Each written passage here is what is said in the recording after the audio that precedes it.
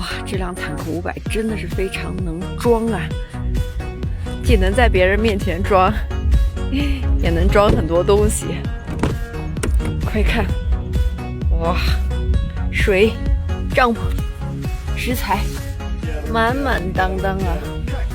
而且我觉得它这个从后门开启的方式特别的酷，就是这种横拉的方式，拿东西也很方便啊。